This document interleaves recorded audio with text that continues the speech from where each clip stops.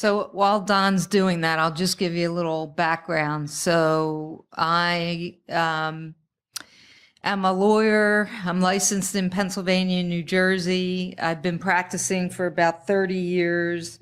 I practiced at a large firm in Philadelphia for about 26 years. And then I went out on my own about 4 years ago. And I do real estate, I do business law, I do some litigation, I do some bankruptcy work, creditors' rights. I represent lenders with regard to any debt that's in default. So I do a lot of things. I think I said I'm licensed in Pennsylvania and New Jersey. So that's just a little background on me. So I'm going to, you never know what the level of the room is. So I always include, basic to, up. And so if I'm going too slowly or you want to, have any questions, please feel free to let me know. So first we're going to talk about evictions, and to start at the very beginning, what are the possible reasons for an eviction? One is a default. Another is the termination of the lease and the tenant refuses to get out.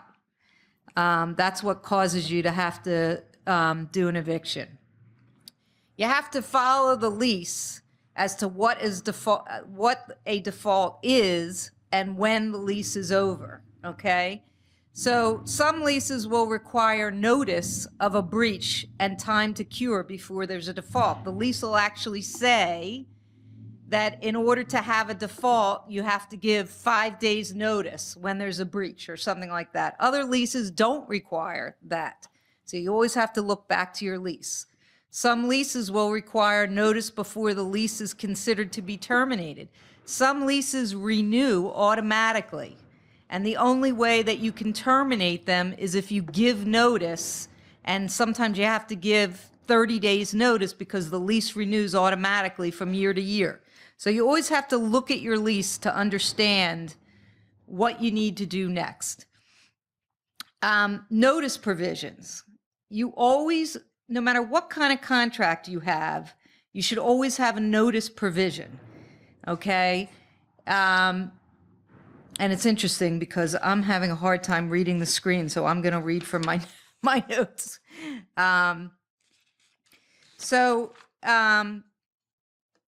The notice provision is going to say who you send the notice to, where the notice should be sent, how the notice should be sent, and when the notice is deemed given.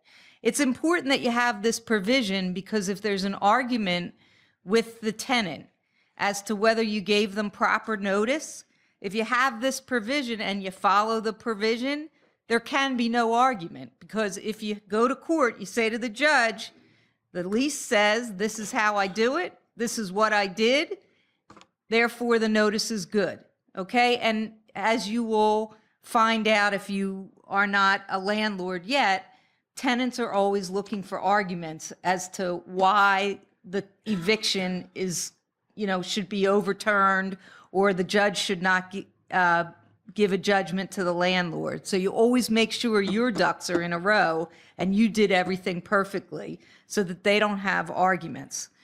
So who the notice should be given to. You want to give it to the tenant. And if there's more than one adult tenant, you want to make sure you gave the notice to all the tenants. If you post the notice, it's good. If you're mailing the notice, you mail to every adult tenant. Where the notice should be sent, the lease premises, how the notice should be sent. You want your lease to state that you can send a notice by certified mail, return receipt requested, email, overnight mail, or posting. And you want to have that all in your lease, because there are sometimes you want to give notices, you only want to have to give them by email. For example, you have an exterminator coming in, you just want to give the tenant, hey, I have the exterminator coming in, when can they come, when will you be there to let them in, or is it okay if I let them in? It's something you're going to give as an email. When you give a notice of default or a notice to quit, you're going to want to give it to them posting, certified mail, regular mail, and email, okay?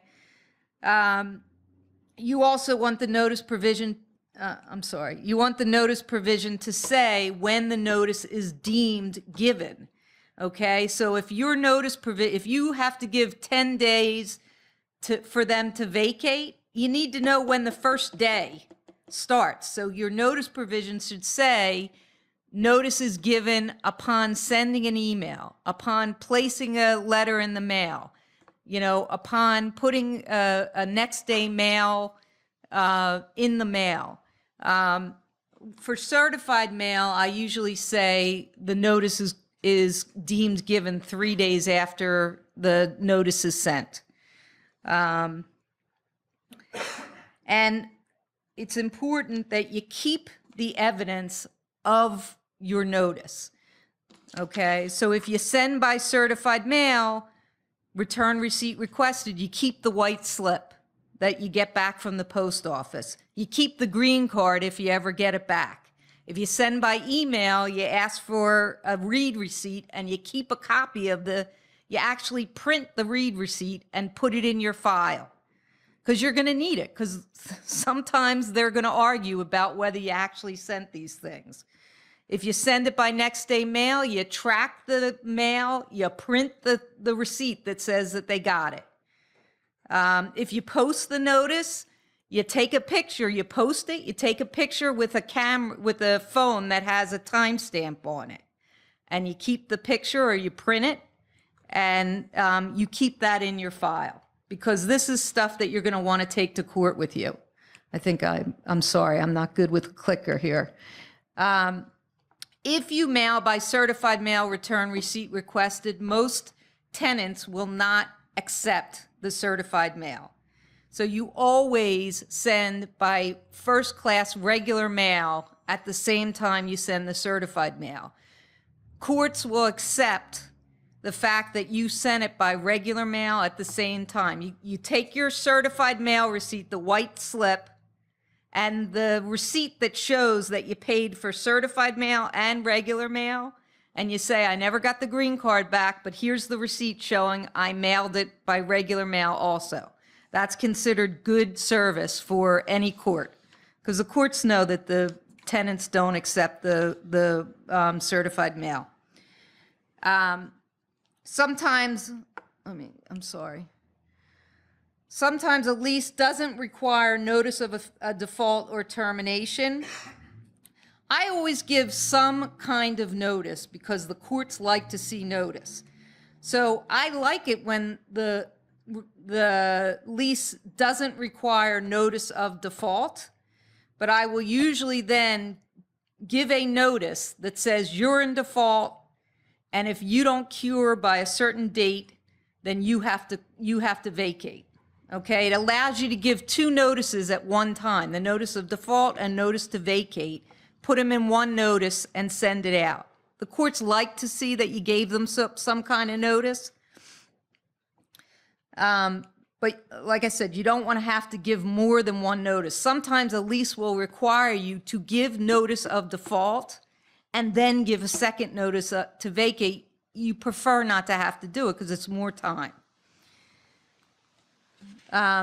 So a notice to quit is a notice after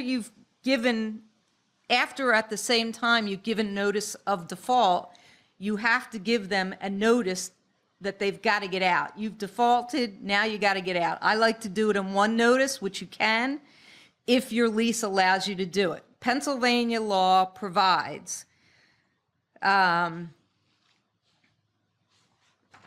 if your lease is for 1 year or less, you have to give 15 days notice to vacate if your lease doesn't provide otherwise. If your lease is for more than 1 year, you have to give 30 days notice, again, if your lease doesn't provide otherwise. But if your default is that they failed to pay rent after you demanded it, Pennsylvania law says you only have to give 10 days notice. You can change these notice provisions in the lease. let me just finish this one sentence. You can change these notice provisions. So if your notice provision says you only have to give 5 days notice to vacate, it's okay under Pennsylvania law, as long as your lease specifically says, I only have to give 5 days notice in order for you to vacate. It has to specifically say that. The question? Can you go back to the previous slide there? When it says, is the lease a year or less, what if the tenant has been there for 2 years, but they're on a yearly lease? It's talking about it, the lease itself. Okay. The lease itself. If the lease is a year. Okay, because you can renew, but as long as the lease is a year or less.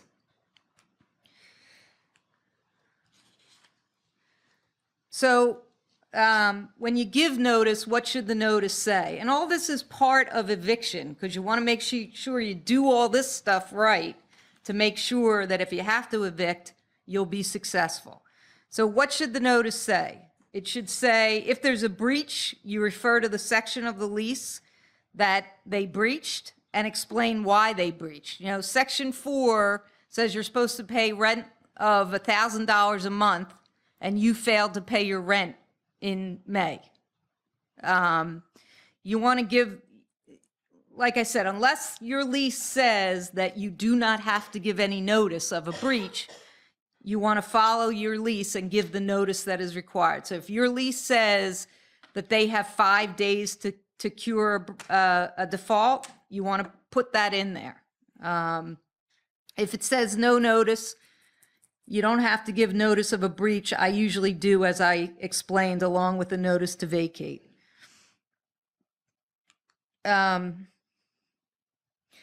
notice should also say that if they don't cure, then they must vacate within a specified time. If your lease gives another time that you have to give, you got it. So if your lease says 5 days to breach and then 10 days for a notice to quit, you have to put that in your notice. You should explain that when they leave, they're required to return the keys, leave the premises broom clean, and provide the landlord with a new address.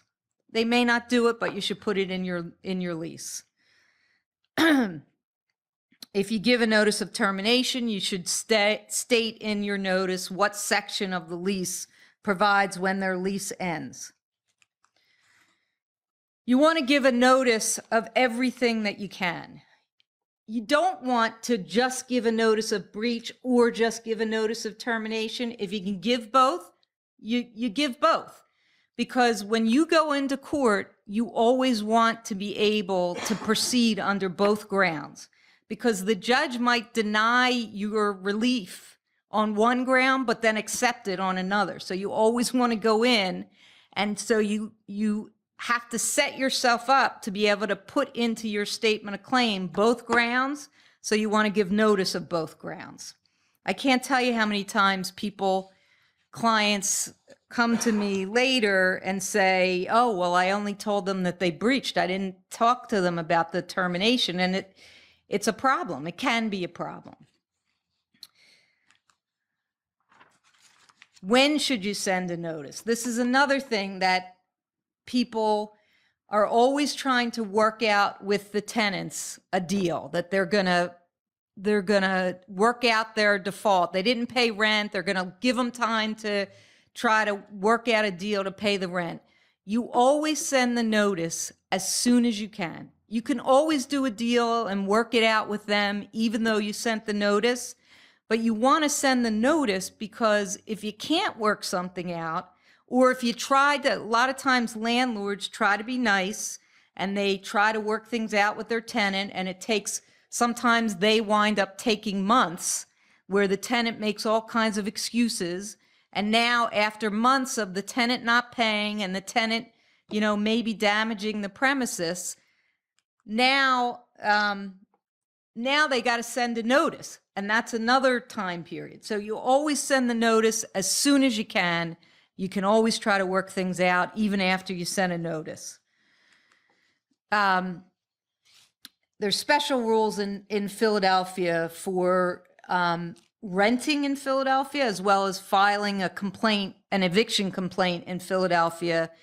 And although on the answer line, a lot of times there are explanations as to what those rules are, for some reason, people still don't follow them. So I'll talk to you about the special rules in Philadelphia. In Philadelphia, in order to file a complaint, in order to actually have the court accept your complaint, you have to certify that you've complied with all Philadelphia law, and you have to put certain things. There's a rule 109, the Philadelphia Municipal Court rule, which is a couple of years old now. It specifically provides what you must attach to the complaint. And they're somewhat onerous, the rules. So Philadelphia law, I'll just talk to you about what you have to do under Philadelphia law to lease. Okay, you have to have a Philadelphia rental license at all times when you're renting. You have to have a valid certificate of rental suitability during all times. In order to get a rental suitability certificate, and they last for, I forget if it's 6 months or a year, it might be 6 months. You have to have the rental license. You got to be able to give them a license number. You have to certify that you have no Philadelphia code violations that exist that are not on appeal. You have to certify that all fire protection and smoke detection equipment for the premises are present and in operating order. You have to certify the operating systems are working properly, and you have to certify that you'll continue to maintain the operating systems. And if you do that, you pay some money, you can get a rental suitability certificate. In Philadelphia, you must deliver at the time the tenant takes possession this City of Philadelphia Partners for Good Housing handbook. Okay, and you can get it on the web. If you look up that title, you'll find it. You can get it. You should print it out or email it to them, but I like to print it out and then actually get them to sign a piece of paper that says that they received it before they took possession of the property. You want to keep that piece of paper because, again, they will challenge you on that when you go to evict. If the tenant raises the issue, you won't be able to get, you may not be able to get back rent. You may ultimately be able to throw them out, but not get back rent. If the property was built before 1978 and there are any children 6 and under, you have to comply with the lead paint disclosure law and the Philadelphia Property Maintenance Code regarding lead paint. So the lead paint disclosure law is a state law that you have to comply with in other counties, but Philadelphia makes you sign a certification in order to file a complaint that you've complied with it. Other counties don't do that. So you basically have to have a Pennsylvania licensed lead inspector or risk assessor or EPA certified lead dust sampling technician complete a lead inspection if you've got somebody 6 and under, and it's before 1978 the place was built. You got to get either a lead safe certificate or a lead free certificate. Lead free is there's no lead. Lead safe is there's lead, but it's not friable. If your property isn't lead safe, then you got to get a certified repair contractor to fix it and then get it re-inspected. You can become a certified repair person. You can become somebody who actually does the inspections. It's not that difficult. You basically have to go to some seminars and pay some money to get a license. You have to give the tenant a book called Protect Your Family from Lead in Your Home, which is put out by the EPA, which again, you can get on their website. And again, I would advise you to get them to sign the lead-free or lead-safe certificate, sign something saying you gave them the booklet you were supposed to give them. there's law in Philadelphia. Nobody does this, but the Philadelphia law actually says that when you get a tenant to sign a lead safe or a lead free certificate, you're supposed to send it to this agency and they keep it on record. Nobody does. I don't know of anybody that does this, but this is the actual law that what you're supposed to do. If you don't do this, I mean, it's good because they keep records of it, so nobody can doubt you. But if you don't do this, you should keep a copy for yourself and put it in a file. Yes. If someone moves in that is not pregnant yet or doesn't have children yet, what happens then? So, so if someone gets pregnant or has children or adopts children or has a boyfriend that comes and has kids, you got to comply with these. So you kind of have to be aware of what's going on with your tenants, because if somehow there's kids in the house and you never knew about it and you try to evict them, the Philadelphia judges are hardcore in this lead. If you go in front of a Philadelphia judge and the tenant says, oh, I never got the judge will say, I'm continuing this case. Come back after you have a lead certificate. And the problem is, and I kind of talk about this a little bit later, the problem is once these tenants know that you need to get in to inspect the place, they're not going to want to let you in because they figure free rent. And so then you have to go through the process of trying to see if they'll let you in and then maybe using your own keys to get in to get an inspection. And unfortunately, a lot of tenants know one of the ways to make a place lead free is if there's lead, you paint over it. You paint over, old lead paint, you paint over, and they know they can scratch up the paint until they get down to where the lead paint is. And then they can get an inspector to do a bad inspection. Now you got a problem. So you really should do this quickly so you don't have these problems. This is the relatively new in the last couple of years, Municipal Court Rule 109. So it requires you to certify that you complied with all the rules that I spoke about, but then it requires you to attach to the complaint the lease or a statement saying why the lease is not available, a copy of the rental license for that's in force during the time in which you want to collect rent, a copy of the rental suitability certificate that was provided to the tenant at the start of the lease and for the whole term of the lease. Okay, so that's a problem, or it has been a problem, because a lot of Philadelphia landlords don't get these rental suitability certificates. Okay, and then when they go to do an eviction and the lawyer says, hey, you got to have this, they'll go get one, and you can actually get ones backdated if you pay the price, but you won't be able to collect rent for any period that you didn't have a rental suitability certificate. So if you get one right at when you file the complaint, you can't get any back rent. You can't file a complaint unless you at least have one that's good at the time you file the complaint. The system won't even, the online system won't even let you file a complaint unless you have one. So this is important that, and a lot of landlords have told me that when they get a rental suitability certificate, it says, give it to the tenant, and it's the tenant's responsibility to hold on to it.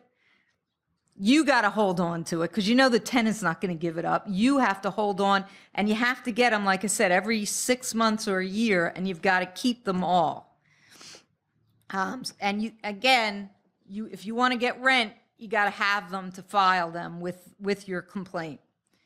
A notice to vacate. The Philadelphia law says that you must have a notice to vacate. Now, I think that if you say your lease provides that it's not required, you should be okay, but this new law says you got to attach a notice to vacate. You got to attach a copy of your compliance with the lead disclosure law. So if you, it'll ask you, are there any children that are 6 or under on the online thing? And if so, they want you to file one of these certificates. Otherwise, you can't file the complaint.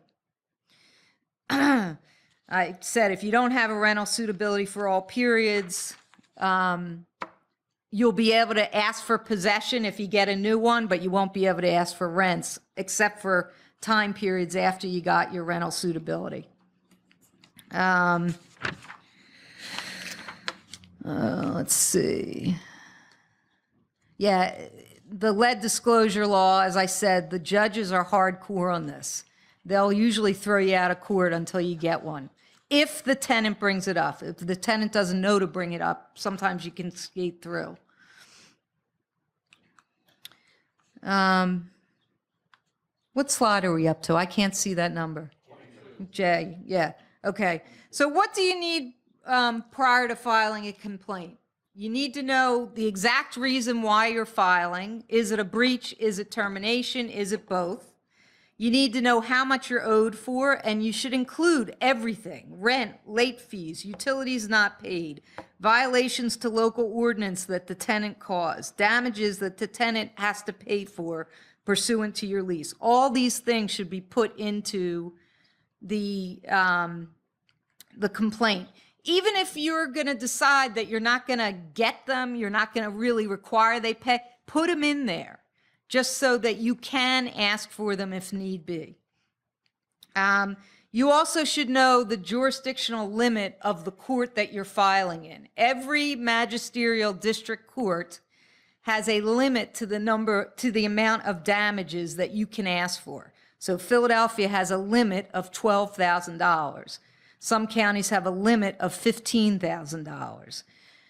If you have damages over that number, then you have to decide, am I going to only ask for up to that number and go into the district court, or do I want all my damages and go into common pleas court? Obviously, it's more expensive to go into common pleas court. You have to decide.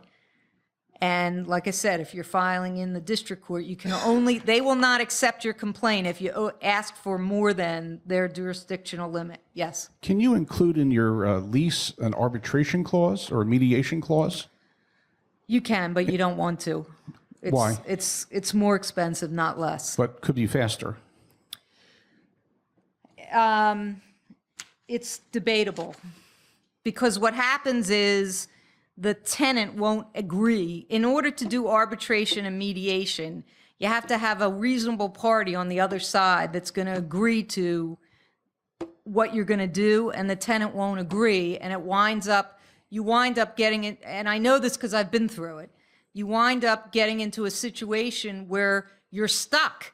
Your lease says you got to go to mediation or arbitration, but the tenant won't comply with accepting the notice of mediation or arbitration or doing any of the things that are required to do, and your lease says you got to do it. Now, I guess you could put in your lease, and this is what I always do if I'm going to put a mediation clause or an arbitration, it's up to the landlord's sole discretion whether they want to do it. They can, or they can proceed. That way, at least you don't get stuck, that if the tenant isn't reasonable and doesn't cooperate, you can go forward into court.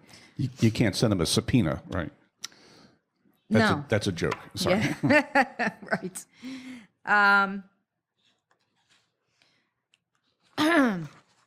Okay, what is needed in the statement of complaint? First, you want to make sure that the complaint is filed by all the owners of the property. I recently had a client who filed an eviction themselves. There were two owners of the property, not related, two men that bought a property together. And for some unknown reason, when they filed the complaint, in small claims court, or I'm sorry, magisterial district court, only one of them filed, not both. They both agreed to it. And it became an issue. We dealt with it, but it became an issue when we went through an appeal and only one owner, and the judge didn't want to hear from the other. It was a pain in the neck. So you just file with all the owners. If you have a situation, I have a situation right now where I have two unrelated owners. They were partners. One owner fell off the face of the earth. He actually moved to California and left the other owner holding the bag. The other owner, covered all the expenses for a particular property for years. And because the guy that moved to California wouldn't pay for anything. And all of a sudden, he had to evict a tenant. He had been, leasing the property and dealing with tenants for years. He filed an eviction complaint. All of a sudden, this guy came back from California and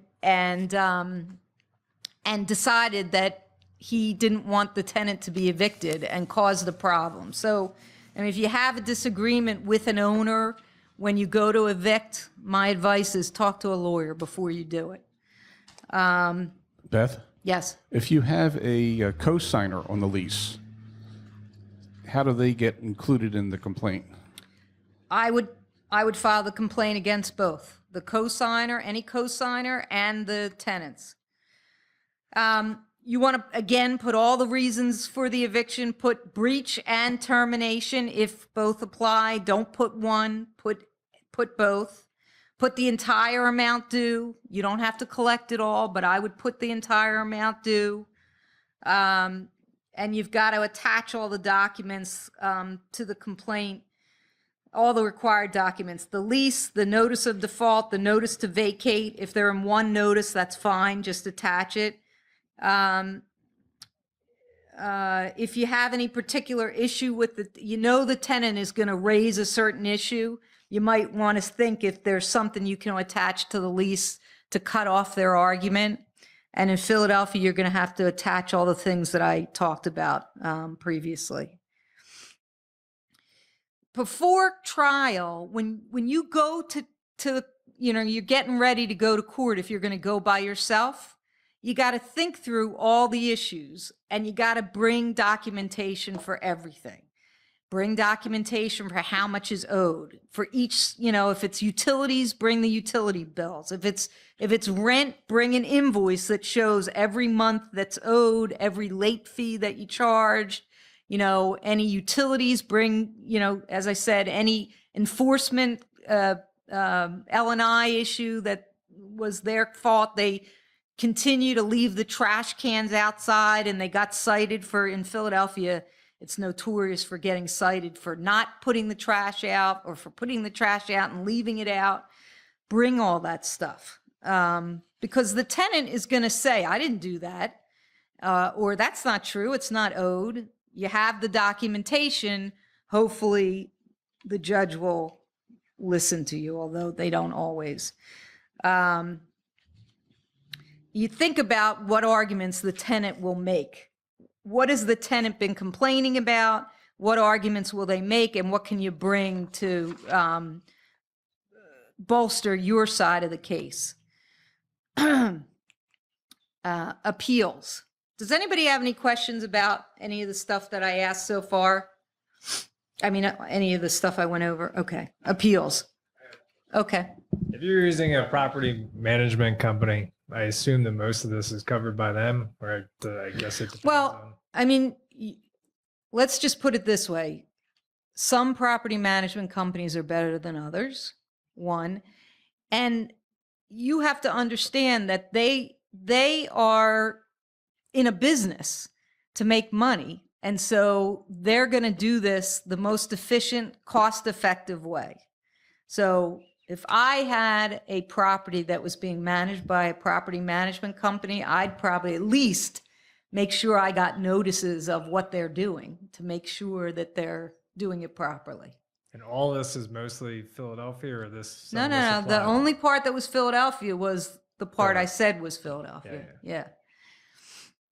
All right, so in appeals, if you get a judgment against a tenant in magisterial district court, the tenant can appeal. You can also appeal. If you get a judgment, let's say you're owed $6,000 and the judge only gives you $3,000, you can also appeal if you want. Residential tenants and landlords have 10 days to appeal from a judgment regarding possession.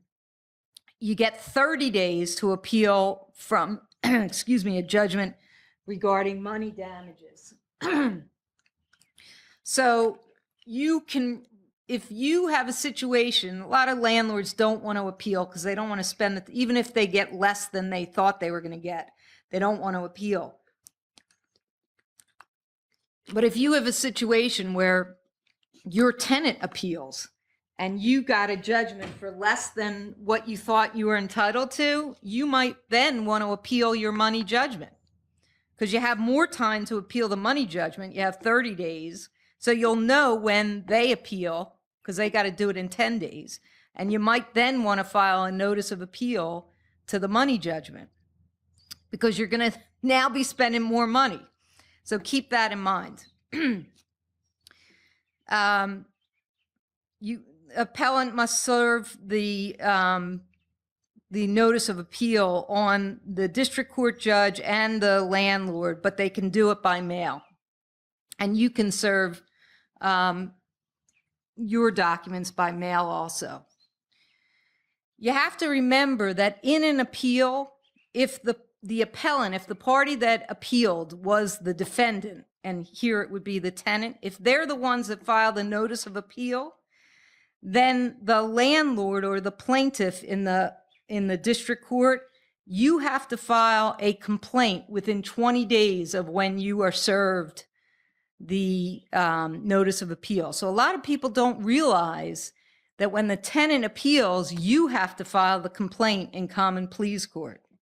And you get 20 days from when you're served. If you don't file your complaint within the time period, the court will rule for the tenant, and now your judgment is gone. So you got to make sure you file your complaint, okay? And a common pleas court complaint is not the same as a district court. District court is one page. All you got to do is say, if there was a breach or termination, how much is owed, and sign it. That's pretty much it.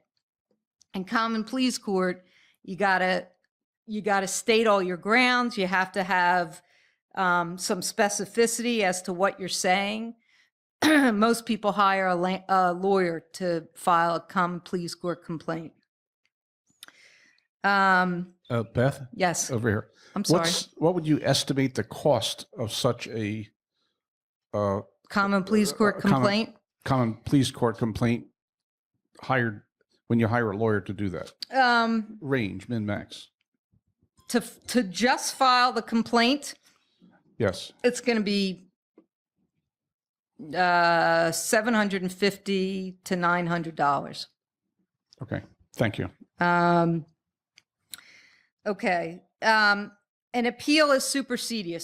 So the reason why tenants file, I'm sorry, I'm on the next, let's see. The reason why tenants file appeals is because they don't want to be thrown out, okay? And so what they want is they want a stay of the judgment for possession. They don't want the sheriff to be able to throw them out. The way that they do that, if they want, supersedious is another word for stay. It's a legal mumbo jumbo word for stay. If you as a tenant want to have the appeal be a stay of the eviction judgment, the possession judgment, you have to file a bond or put cash into the court. And these are the rules. So when you file your notice of appeal, the only way you get a stay is if the appellant or the tenant, at the time of filing the notice of appeal, pays into the prothonotary a sum of money that's the lesser of 3 months' rent or the actual rent that is in arrears when they file their appeal. And they then have to, in order for the stay to continue to be effective, they then have to pay 1 month's rent every 30-day anniversary from the date they filed their notice of appeal. Okay, if they don't do that, then they don't get the stay of the judgment, and you can still have the sheriff throw them out. If they're an indigent tenant, okay, it's what we call informa pauperis. They can file an affidavit saying that they are indigent. The court has to approve it. They have to give some reason why they're indigent. They don't have a job. They're, on Section 8, whatever it is. If the court approves their affidavit that they are indigent, then it changes the amounts that they have to pay into the court. Now, instead of having to pay the lesser of 3 months' rent or the actual damages, they pay 1/3 of 1 month's rent at the time they file the notice of appeal. And then within 20 days of the notice of appeal, they got to file the other 2/3 of a month's rent. And then they still have to file 1 month's rent every 30 days. So most tenants I'm sorry. This is what, just so you have it up, I was talking, but it's easier to read. Most tenants will file that, even indigent tenants will file that first amount of rent that they have to file. A lot of times they don't file the second amount. So with indigent tenants, a lot of times they'll miss the second 2/3 of a month's rent. And then once they miss a deadline to put into the court a certain amount that they need to put into the court, you as the landlord can file what's called a precipice to strike the supersedious. It means you get to stop the stay. Okay. It's a pleading that basically says they were supposed to, under this certain rule, they were supposed to file these rents. They didn't file these rents, and therefore the court should strike the supersedious. And the court will do it. And once you do that, you can now file the writ of possession with the sheriff and get the sheriff to throw them out. Yes. Active military. There's no rule that says that, actually, that's interesting. That's very interesting. They do not require you in this case to file an affidavit of non-military service like they do in foreclosures. Yeah, or ejections. They don't require you to file it here, but it's interesting because if somebody made that argument, I bet you they would take that into account. I've never had that happen. But I just, it may be that I just didn't have it happen. I am sure, especially like in Philadelphia where they're so pro-tenant, I bet you they would give you a hard time. There's no rule that says you got to file an affidavit of non-military service. That's interesting. It's an interesting question. I've never had it come up. Yeah. Well, I know you've had issues with that lately. So, right. So, like I said, with most tenants, they will miss. Ultimately, some tenants will file month after month. They'll file the rents, and you think, God, when am I going to get this person out? Eventually, they will stop, because what happens is they borrow from friends and family until the friends and family stop paying, and eventually you'll be able to. I have only once had to actually go to court on an appeal, all right, in my 30 years, okay? And that was a weird situation. Most of the time, these appeals get dealt with because they stop paying rents into the court. And just so you know, the landlord's entitled to all that rent that they post, okay? So you can make an application to the court to get the court to give those rents to you. Now, if it's a case where they make one deposit and then they stop making deposits and you strike right away, ultimately what will happen is the court will eventually send that to you. If it's a case where they're paying for a bunch of months and you want to get these rents, you make one of these applications that asks the court to send you rent every month so that you get the rent every month. So at least you know if you're in an appeal process and it's prolonged, at least you know you're getting your rent, because it's going to stop if they stop paying rent.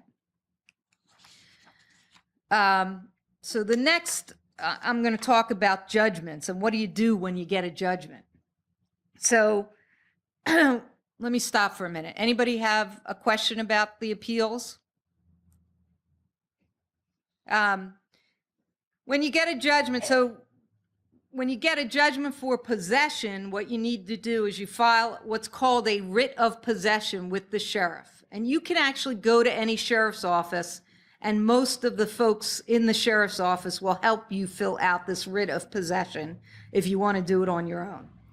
Delaware County has this very weird way of doing things. Delaware County tends to have a very weird way of doing it. It's a lot more involved in Delaware County, just because they require you to file one thing and then wait and then give a notice and then file another thing. It's a little bit more time consuming.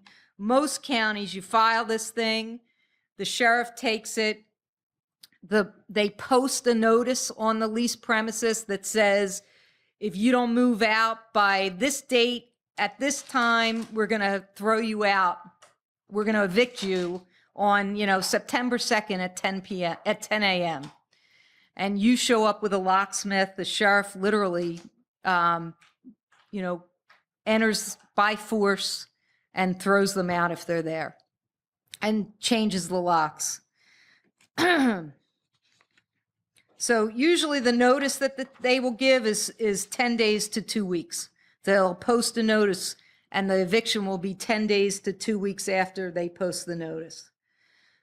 For money damages, you want to, after you get your judgment, you want to send a demand that says, here's a copy of the judgment. You need to pay this by X date, or we will take whatever remedies we have. And you want to put in your demand notice, you want to put in your demand notice that when the payment must be received by, that the payment must be made by money order, wire, bank check, or certified check. You don't want them sending you a bad check. And you give them, as I said, a deadline. You want to put a phone number so they can call you. The best thing is if they call you, because then you can try to talk to them and work out some kind of a deal where they pay you over time or, whatever. And you want to say that if they don't pay you by the judgment, you will pursue all your remedies. So they get the point that you're not going to just wait around and do nothing. Now, a lot of times, unfortunately, with some tenants, they have no money. And so if you know that your tenant is indigent and really has no money, again, you may not want to send a demand. You may not want to do anything. You may just want to keep your judgment. Oh,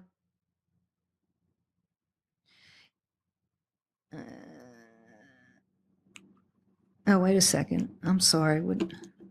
I went too far. Okay. If, as I said, if they contact you, it gives you a chance to explain to them, you'll do whatever it takes to collect on your judgment, again, assuming they have the money to pay you. Get information you need to collect on the judgment. Where are they living now? What's their address? What's their phone number? What's their email address?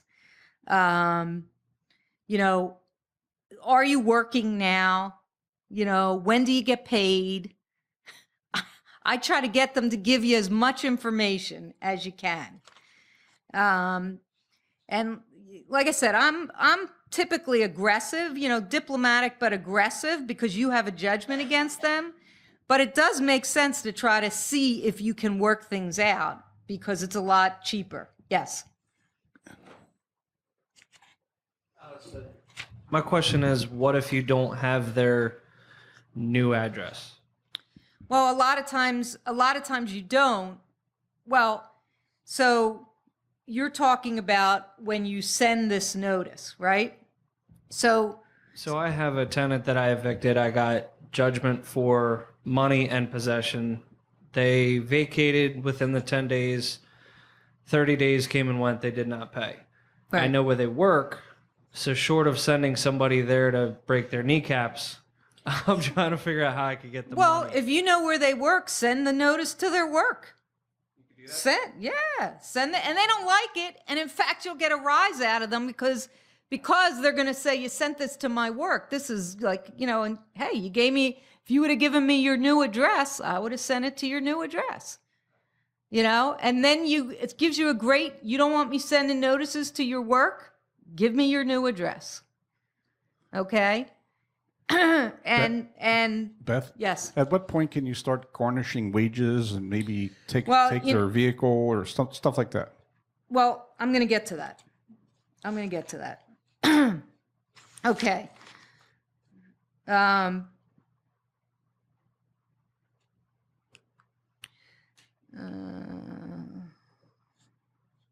Okay, so let me just explain to you. I talked about a judgment for possession, but a money judgment, what that means is when you get a judgment, that judgment is considered a lien on any real estate that's in the county where you got the judgment. So if you get a judgment in Montgomery County and they own a house in Montgomery County, that judgment is considered a lien in Montgomery County. So it is a lien when you get that judgment against their house. If you get a judgment, let's say in Montgomery County, and you know they own a property in Bucks County, you can do what we call transfer the judgment to Bucks County. What that requires is for you to file a pleading in Bucks County. And then once you transfer the judgment to Bucks County, now you have a lien in Montgomery County and Bucks County. So, right. So if you have a tenant that their family is from, Philadelphia, and so if they ever buy a place, they're going to buy in Philadelphia, but for whatever reason they were renting in Bucks County, you can transfer it to Philadelphia in case they ever buy a place in Philadelphia. It also is a lien against personal property, but the difference between personal property and real estate, it's automatically a lien. Personal property, you actually have to attach the personal property. You actually have to file what's called a writ of attachment in the county where those assets are. And you file what's called interrogatories with this writ of attachment, which asks about the property that they own. So I'm going to get more into how you file attachments to assets. First, let's talk about how you find what assets they have. So there's different ways to do it. One way is what we call discovery in aid of execution. After you get a judgment, you are allowed to file what's called discovery, interrogatories, which are questions, request to produce documents. It's a pleading that you file that requests that they give you all kinds of documents so you can figure out things, and depositions. This is much more expensive than you want to do if you have a $1,500 or $3,000 judgment against somebody. Okay, this is something that we use usually in pieces of litigation that have much more damages than the kind of damages you have. You can search for assets in public records. You can hire a search company. They charge money. Again, it may not be something you want to do. The best way, which I have down at the bottom here, the best way to know where their assets are is to, when you enter a lease with somebody, you always get a rental application. And what you should do in that rental application is, there's a little fly flying around here, sorry, is ask them all kinds of questions about what their assets are. They're supposed to be qualifying to pay the rent. So it's a good opportunity to ask them where all their information is. So here's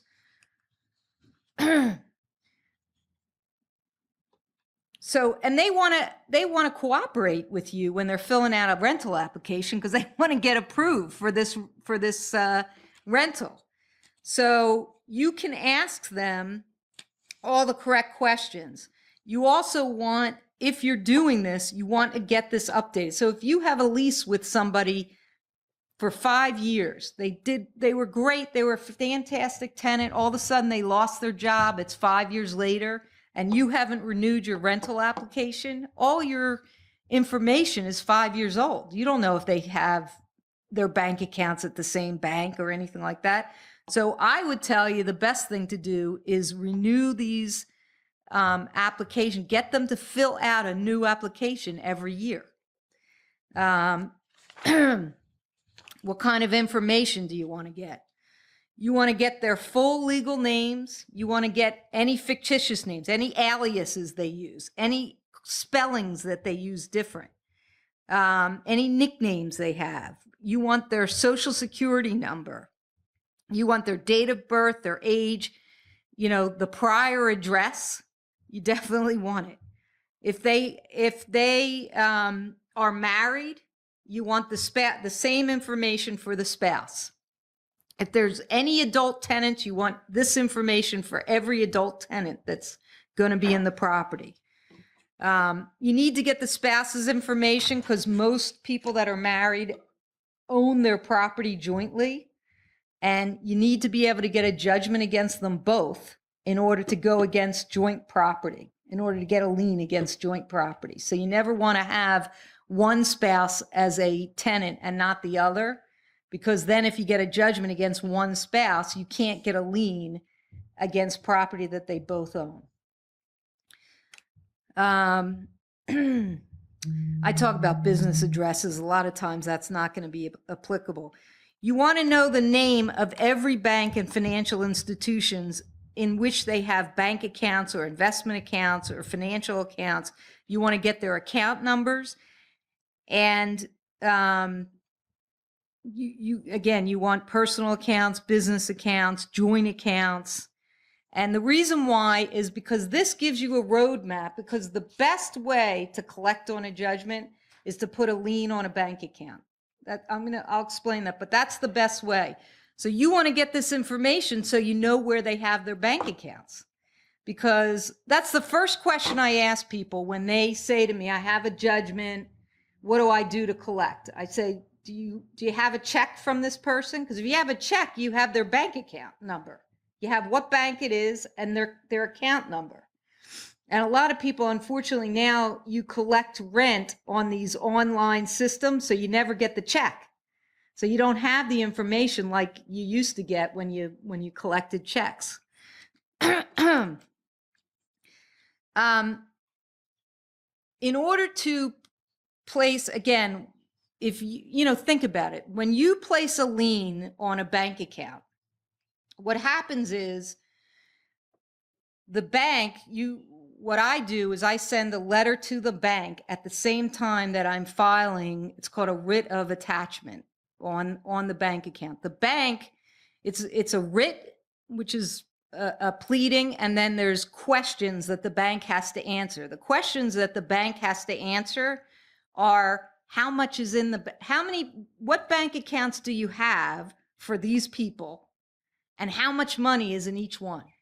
And they have to tell you, okay? And the banks will fill out this information matter-of-factly, and they will return it to you. And now you know, all right, so I can get $1,000 from this account and $2,000 from that account. Not only that, you send a letter and you copy the writ of attachment and the interrogatories to the bank. As soon as the bank gets that, they freeze every account that the person has. So now the person can't pay for their living expenses. They can't buy food. They can't get gas. They can't pay for their utilities. They can't do anything. So what do? They call you yelling and screaming, why did you do this? And you say, and how do I get rid of this? And you say, pay me. That's how you can. And they will pay you because they need to get their money because they can't live. And so that is the very best way. Now, the tricky thing is when you have tenants that, are living hand to mouth, you got to file the writ of attachment when they have money in their bank. Because if they don't have, as soon as you file that attachment, the bank freezes the account, whether there's money in there or not. And if they freeze the account, there's no more money that's going to be able to be put in. Okay. And so you got to try to figure out when they're going to have money in the account. And that's the reason why I told you, if they call you, you ask them when they get paid. The reason is you want to know when they're going to be depositing a check because you want to get it. And the other thing is when you have tenants and they're paying you on a certain schedule, again, you want to keep track. You want to know that because that's probably when they're getting paid. And you want to know that and make a note of it so that if you ever have to go through this, you kind of know they're getting paid every 2 weeks because I can kind of tell from when they're paying me or, whatever it is. So, and that is the best way. Garnishment of wages, I will just tell you now with regard to, you can only garnish wages in certain instances. You can garnish wages with regard to residential rents, but you're only allowed to garnish wages. It's only like 10% of their wages that you're allowed to garnish. There's a certain rule, it's pretty complicated, but it's a small amount of their wages. Now you can continue to garnish them over time and it's better than nothing. And they have to be able to get a certain amount of rent, a certain amount of income. So if they have a low income, you may not be able to garnish their wages. There's a lot of iterations of that rule.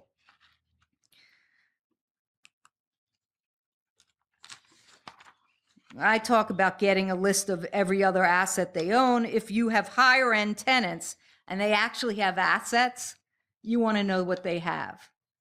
So that, because you can file attachments against cars, you can file attachments against boats.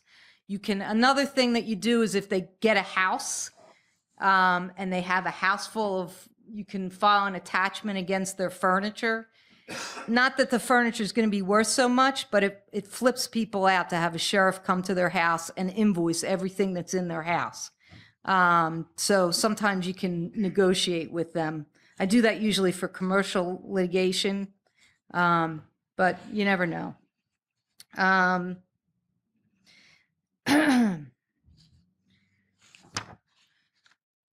Strategy. So when you get a judgment, again, if it's the kind of thing where the tenant has no money to pay you, you might want to do what we call park a judgment. You basically keep that judgment and you make sure you revive it every 4.5 to 5 years. So if they ever buy a house in the future, you'll have a lien against their house. Judgments can only be revived. Judgments can only be revived 4.5 to 5 years. You can't file a revival before 4.5 years. You can't file it after 5 years. It has to be between 4.5 and 5 years. Yeah, and I talk about you can actually attach assets and sell them if you know that there's assets out there. But again, attaching a bank account is the best thing you can do. If you have a tenant that's a Section 8 tenant, you can attach the Section 8 rents. As long as they haven't been thrown off the program, you can get Section 8 rents from the government. And this is just expiration of a judgment, how long judgments last, 5 years against real estate, 20 years against personal property. So if you actually attach personal property, it would last 20 years. That's all I have. Anybody else? Anybody have any questions? Okay, great. Grab the microphone, please. For any judgment, is there any interest that's done on that, similar Yes. to a tax lien or anything like that? In Pennsylvania, there's what we call post-judgment interest. And Pennsylvania law says right now that it's 6% a year. So in any judgment you get any money judgment that you get in Pennsylvania, there's 6% a year. So if they pay late, you add up the interest. And not only do they owe you the judgment, they owe you the interest. There was another question? Yes. Grab the mic. So if you attach their bank account and it's frozen, how are they gonna? I would imagine they would say, "Well, unfreeze it so I can pay you." So what is the way around Nope, it? you get it right from the bank. What happens is the bank returns, as I said, with the attachment, the writ of attachment, there's interrogatories, there are questions that you ask the bank, and the bank has to fill them out within, it's either 20 to 30 days. The bank sends it back, and it'll tell you how much money they have. And then there's a pleading that you have to file, which you send a copy to the bank, and the bank will send you that money. You don't have to get it from them. The bank sends it to you. Now, sometimes, like if you had a big judgment, okay, so let's say you have a judgment for, $20,000 or something like that, and the tenant only has $5,000 in their bank. This is usually for litigation that's commercial litigation. Sometimes I'll work out a deal and I'll say, I'll tell you what, you agree you're going to pay me, $5,000 a month for the next 3 months. I'll let the bank unfreeze your account. You pay me, whatever, the first $5,000, whatever it is, I'll unfreeze your account, and you sign this agreement that you're going to pay me, and you agree you're not going to switch your bank account. There's a lot that I would put into it. But most of the time with tenants, it's usually a one-time thing. And so you just wait for the bank. You file the pleading, and the bank will send you a check. So you don't need to unfreeze their account. Now, once the bank sends you a check for the amount, then they're allowed to unfreeze the account. Yes. Grab the mic, please.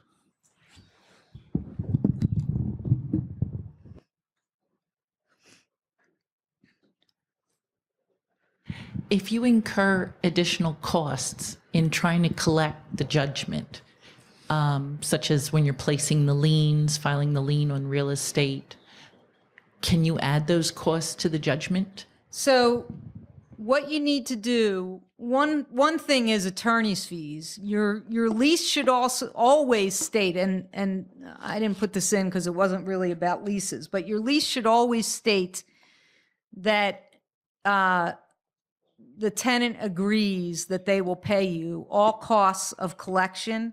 I would say all costs of enforcement of the lease, any cost to enforce the lease. And then including reasonable attorney's fees. You must say including reasonable attorney's fees. And then you can get attorney's fees. You can put them into your complaint attorney's fees.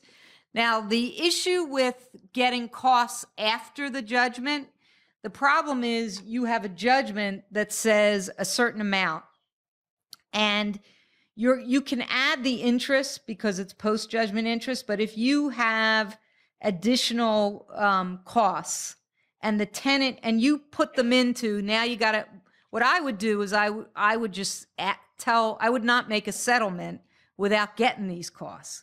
But if you have the tenant, argue with this, there are times that you might have to file a reassessment of damages in the court. To actually, depends on how much, it depends on the tenant's going to give you a hard time. It depends on if like I said, I would add it and say, hey, it says right here in the lease I'm entitled to it. And unless they argue with me, I would collect it. Okay. Technically, your judgment is only for the amount that you filed in court plus interest, plus court costs, the actual cost to file a complaint.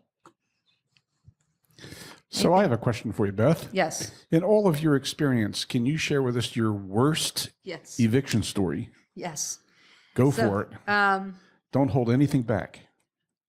So this past year, I will tell you that I had the worst eviction, and in fact, it's still going on. So it's like every year you get a worse story. So my worst was this past year. So was actually a DIG member, unfortunately, who had a woman who leased from him.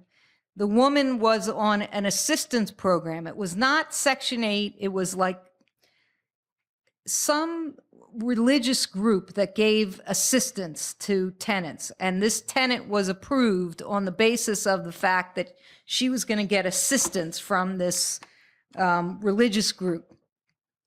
And he had her lease, and like a month after she got into the property, the tenant got thrown out of this program where she was getting most of her rent from this program, and she got thrown off the program. So of course now she can't afford the rent. And so he evicted her, and he went into court himself. A lot of times landlords will do the small claims court eviction. And then she, of course, appealed. Well, it turned out this woman who was his tenant had gone to like a month or two of law school.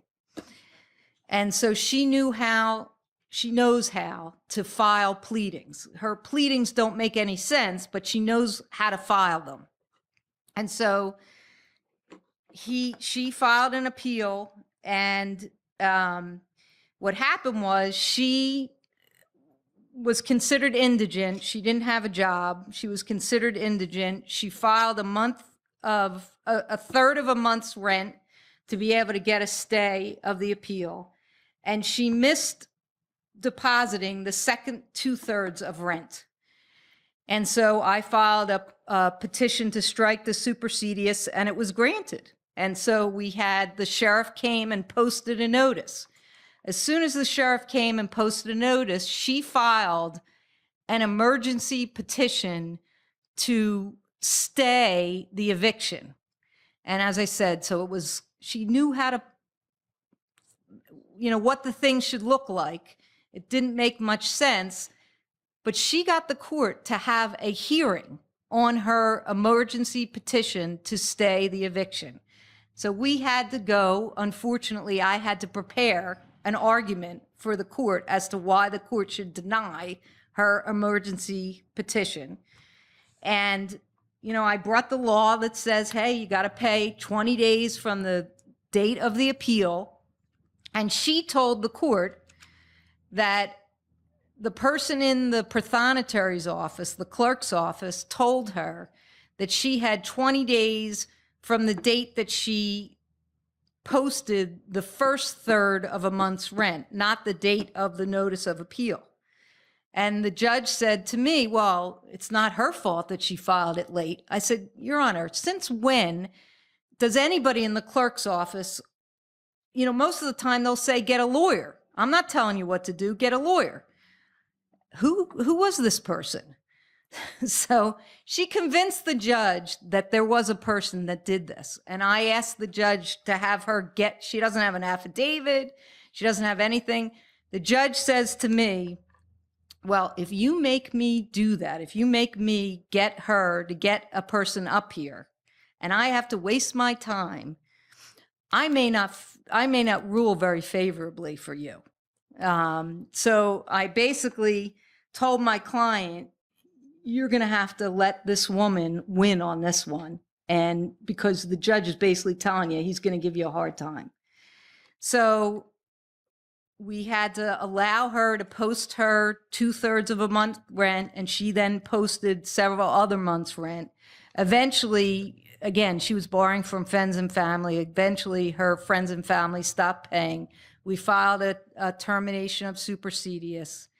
She filed another emergency petition to stay the eviction. We went into court again.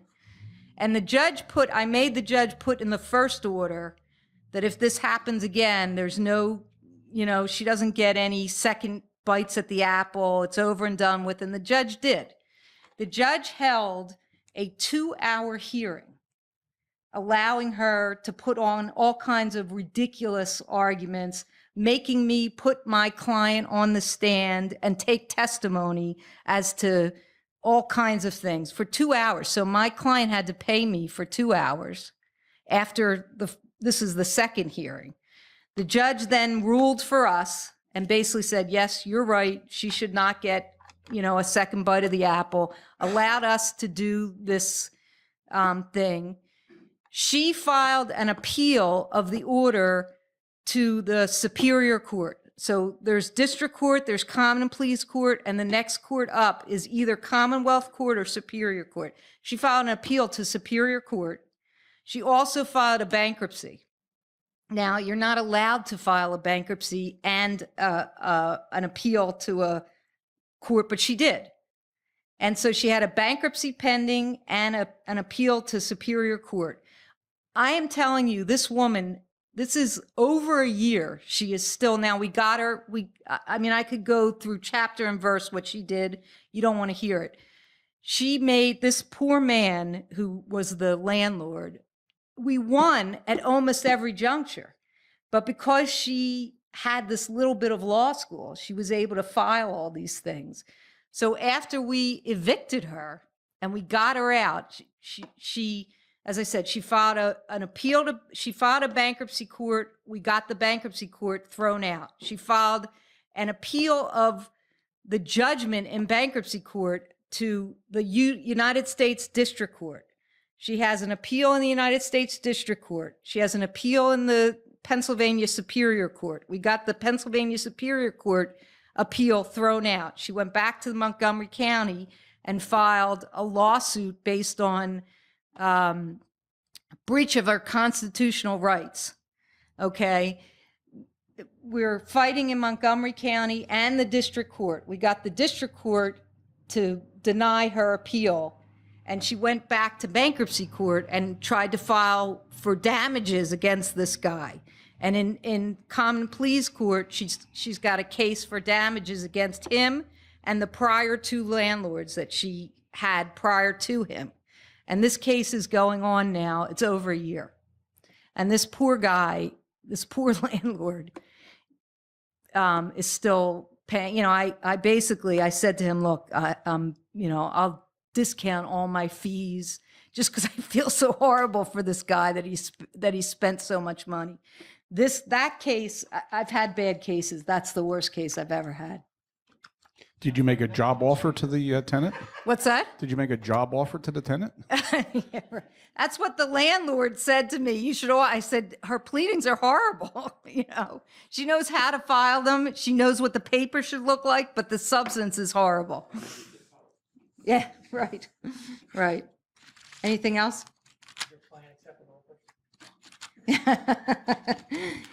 He probably is. He probably is. Does anybody in the audience have a horrible eviction story they want to share with us? None can beat that one, unfortunately. I was just wondering what the end game was on that. It's not ended yet. No, but I mean, eventually she's going to run out. She's going to run out. We're right now, she's in Montgomery County, and we're in Montgomery County dealing with her counterclaims. The case was originally this eviction case that she appealed to Montgomery County. She lost on the eviction. That's gone away. But she brought counterclaims against him. And eventually we're going to throw them out because the counterclaims are ridiculous. There's supposed to be a case management. She now knows that her counterclaims are ridiculous. There was supposed to be a case management conference, and she just asked that the judge continue. Her latest thing is she asked the judge to continue the case management conference because I think she realizes she's going to lose, so she's just trying to delay things. So we asked that the judge not continue the case management. The judge denied her request. So now what she's doing is she's asking for a change of venue because she says the judge is biased against her because he threw out her request for to continue the case management. So now he's biased. So she's asking for a change of venue. So during this entire year, with all of these lawsuits and pleadings and so on, does the landlord continue to try to collect the rent for the period of time that she's When she was in there, staying there? when she was in there, she had to deposit rents, and he got all the rents that she deposited. Now, I will tell you, when she was in bankruptcy, she owed him $11,000 for damages to the property and rent from before he evicted her. And he waived that $11,000 in order to, the bankruptcy court judge actually got her to agree, because he was evicting her. It was in December, and he agreed to allow her to be able to stay for a longer, if I let you stay for a longer period of time, will you agree to actually get out and stop this litigation and withdraw all your claims in Montgomery County and Superior Court and all this stuff? And the bankruptcy court judge got her to agree. So it was what we call a consent judgment, where she agreed, and the bankruptcy court put it on the record that it was her agreement. She appealed that order. So she appealed a consent order, okay? That she agreed to. That she agreed to. But he did get rent for the period of time from the start of the case till when he evicted her. Once he evicted her, he can't get rents anymore because she doesn't have to deposit. And him, like I said, he waived his right, because at this point he said, I just want her out. We figured that it was going to end. We didn't realize that she was going to go on this spree of just fighting with him just to make his life miserable. Any other questions or bad stories? Yeah. Or good stories? Yeah. Anybody have a good tenant? Okay, go ahead. It was actually just when you asked earlier about the cosigner. So we've had some problem tenants, and actually that helped us out really well, because we had a problem tenant we didn't really want to move in, but we had put his mother on as a cosigner, which ended up working out really well, because when he did go in default, we were able to go after her. And since she did not want it on her credit, we actually lucked out that way. So it's always good to put anybody you can on the leases. Absolutely. You mean the cosigner? Yeah. Good story. Anybody else? In that case, let's give Beth a great round of applause. Thank you, Beth. Thank you. Wonderful job. Thank you.